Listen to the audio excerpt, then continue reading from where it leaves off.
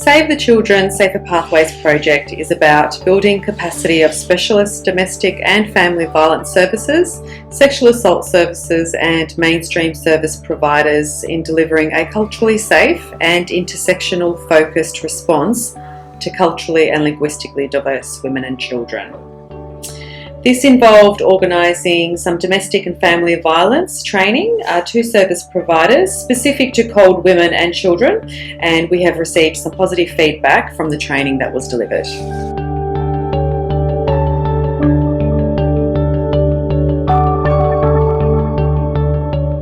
As a specialist family violence service, we're always looking at ways to improve the service that we deliver and also make our service more accessible for the community. Yes. So having a Safer Pathways worker has really enabled us to look at the barriers and challenges for communities in accessing our service, but also really reflecting on what we're doing. Do we have a safe, accessible service for clients?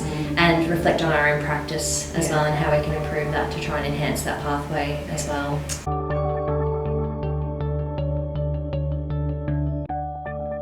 A safe service system response supports women. You're creating a network for that woman when there's something going on for them, that there's a network that will support them, which will give them confidence to, take the next step in their journey.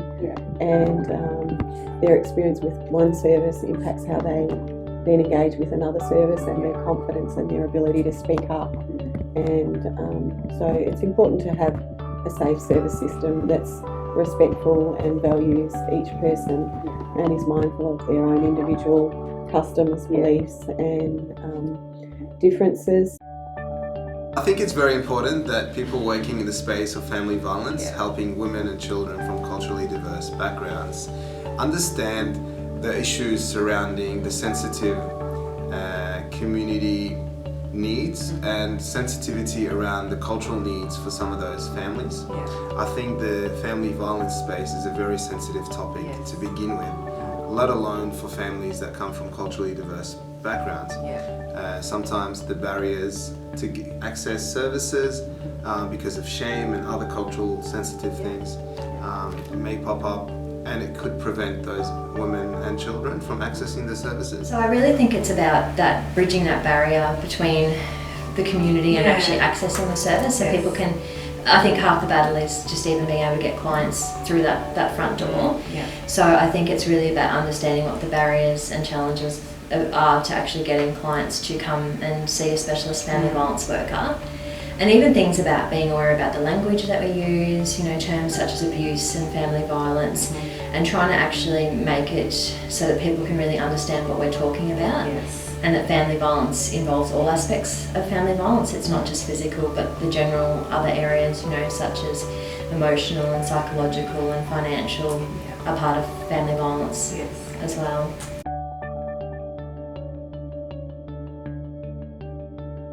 Collaborations are very important. I think service providers and agencies working in that space, working together, highlights to community that they can go to pretty much any of the service providers, and if they don't get the help that they need there, they're easily able to be referred to a person that will be able to help them.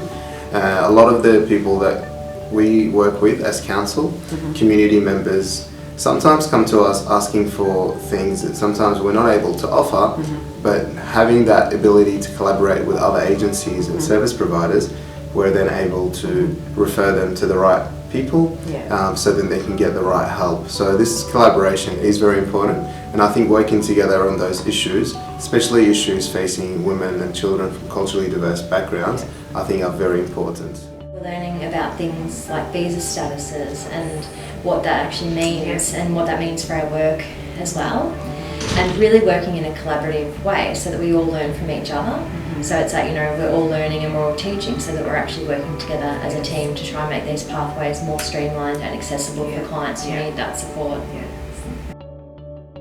Firstly, we all need to have an understanding of what the issues are, the CALD community, and what actual group we have in our community, and get an understanding of that particular people group, and they're learning about their culture and customs and beliefs.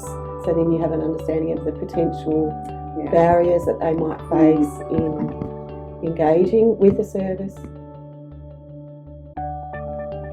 We also aim to engage culturally and linguistically diverse women and children to hear their voices and have a deeper understanding of what a culturally safe service response looks like.